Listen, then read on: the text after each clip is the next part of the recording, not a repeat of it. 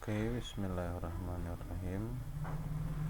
Alhamdulillahirabbil alamin. Mari kita mulai pembelajaran PKWU.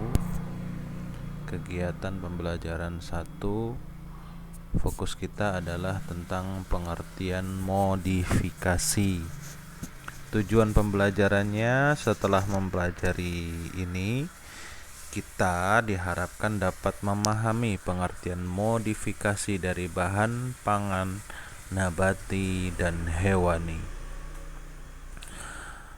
Materinya, gaya hidup manusia zaman sekarang sudah mulai bergeser, yakni mengubah kebiasaan tradisi menjadi modern. Hal ini menyebabkan makanan tradisional tidak menarik bagi sebagian kalangan. Bahkan kuliner ini dapat dijadikan sebagai peluang usaha.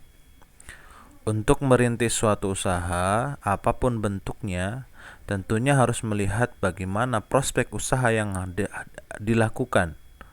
Demikian pula untuk memulai usaha pengolahan makanan khas daerah, harus diketahui bagaimana prospek usaha ini. Setelah mengetahui prospek usaha, barulah mempersiapkan sarana dan prasarana yang dibutuhkan. Oke. Peluang usaha tercipta dari pengembangan ide terhadap pengolahan makanan yang telah dimodifikasi. Dengan melakukan pengembangan ide, maka tercipta pula jenis atau modifikasi makanan baru. Makan bahan pangan itu ada dua ya, nabati dan hewani. Makanan setiap daerah beraneka ragam. Setiap daerah itu menjadi ciri khas dari daerah tersebut. Modifikasi pangan khas daerah dengan cara merubah bentuk dan rasa makanan dari yang kurang menarik menjadi lebih menarik tanpa menghilangkan bentuk dan rasa aslinya, serta menampilkan bentuk yang lebih bagus dari aslinya. Jadi ini adalah yang disebut dengan modifikasi, yaitu merubah bentuk dan rasa makanan khas daerah dari yang kurang menarik menjadi lebih menarik. Tentunya karena ini adalah khas daerah, ya tidak boleh menghilangkan bentuk dan rasa aslinya, yaitu dengan menampilkan bentuk yang lebih bagus dari aslinya.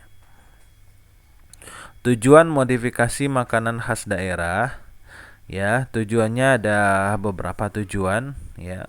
Kenapa harus ada modifikasi? Ya, pangan khas daerah berasal dari beragam bahan yang bervariasi dan dapat berbeda di setiap daerah. Ya, keragaman bahan tersebut membuka peluang mengembangkan produk pangan khas daerah yang lebih bervariasi lagi. Pengembangan produk dapat dilakukan dengan melakukan modifikasi yang kita bahas tadi. Ya, adapun tujuannya adalah yang pertama, memberikan variasi bentuk. Ya, bentuk makanan dapat dimodifikasi dengan cara membuat bentuk makanan yang berbeda. Ambil contoh di sini ada nasi goreng. Kalaupun biasanya nasi goreng tampilannya biasa saja, ya itu sudah pastinya ada beberapa pembeli yang tertarik.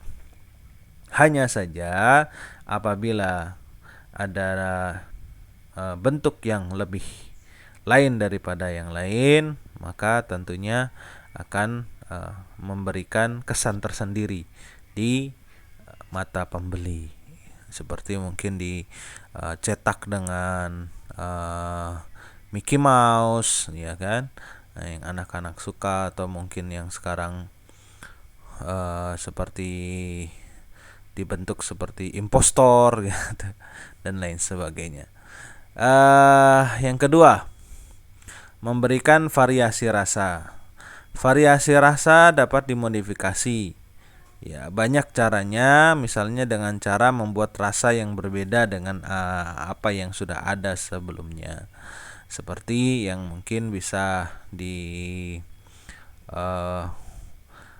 lihat, ada contoh di sini, lumpia Semarang itu dulu mungkin hanya rasanya ayam gitu ya. Rasanya sekarang divariasikan bisa menjadi rasa jamur. Ada tuh rasa jamur Nusantara. Nah, isinya jamur dan kacang mete. Nah, di sini ada contoh lain, ada kajamu, kambing jantan muda. Ya, campuran daging kambing muda lebih menarik. Ada lumpia fish, campuran daging ikan kakap. Crab atau lumpia berisi daging kepiting.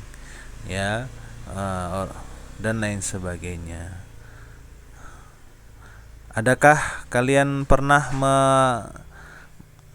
merasakan atau tahu variasi rasa yang pernah ditemui? Ya, banyak ya. Saya pikir dulu sempat, kalau hanya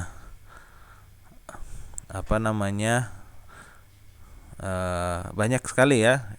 Ini ya variasi-variasi rasa ini, mungkin seperti martabak gitu ya. Martabak itu dulu hanya rasanya ya daging sapi.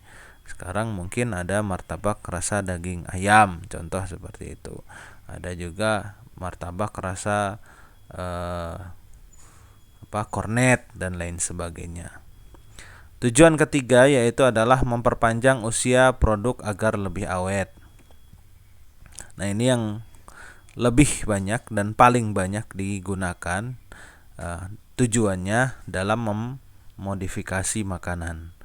Nah, modifikasi cara memperpanjang usia makanan yaitu dengan cara banyak ya. Ada penambahan bahan kimia, misalnya asam sitrat, garam, gula, baik secara biologi juga ada dengan cara fermentasi, pengasaman, pengasinan ya. Dan juga ada juga yang dengan cara meningkatkan higienitas produk. Ya, jadi dimatikan virus-virusnya. Nah, dengan begitu tidak akan mudah untuk menjadi basi. Cara produksi pangan yang baik dan berguna bagi kelangsungan hidup industri pangan. Jadi, melalui cara produksi pangan yang baik, industri pangan dapat menghasilkan pangan yang bermutu, layak dikonsumsi dan aman bagi kesehatan. Dengan menghasilkan pangan yang bermutu dan aman untuk dikonsumsi, kepercayaan masyarakat niscaya akan meningkat. Industri pangan yang bersangkutan akan berkembang dengan pesat. Bahkan sekarang ada seperti lele goreng gitu kan. Lele sudah dibumbuin, taruh di freezer seperti itu kan. Jadi itu kan bisa digoreng kapan saja seperti itu. Itu kan tujuannya untuk memperpanjang usia makanan. Ya, itu bagaimana caranya. Sekarang ini banyak sekali variasi-variasi, banyak sekali modifikasi-modifikasi yang tujuannya adalah untuk memperpanjang usia produk makanan agar lebih awet. Ini contohnya nih, contoh modifikasi makanan khas daerah. Ya, ini karena kita agar cinta Indonesia ya. Nah, ini makanan khas daerah yang dimodifikasi. Ada dadih Minangkabau. Itu Minangkabau dari Padang ya. Minuman, inovasinya agar rasanya lebih disukai. Ya, ikan asin. Ya, ada yang modifikasinya ikan asin yang ready to eat. Agar dapat dikonsumsi. Ya, mochi. Ya, pengembangannya ada di bentuknya, ya kan? Rasa dan isinya juga. Mochi bukan cuma rasa satu saja gitu kan. Ya, mochi ini kurang lebih hampir mirip-mirip dengan bakpia kalau saya tahu tuh. Bakpia yang di Jogja itu. Nah, itu rasanya mungkin bentuknya ya begitu-begitu aja karena sudah khas. Cuman rasa dan isinya, nah itu kemasannya dibentuk lebih menarik gitu. Ada rasa durian tuh yang paling saya suka tuh. Ya, keripik buah. Nah, di sini ada buah, kalau kita diamkan saja maka dia akan cepat basi. Nah, kan. Maka dibuatlah keripik dari misalnya nangka, dibikin keripik. Ya, banyak sekarang. Ya, Kemudian banyak lagi yang lain seperti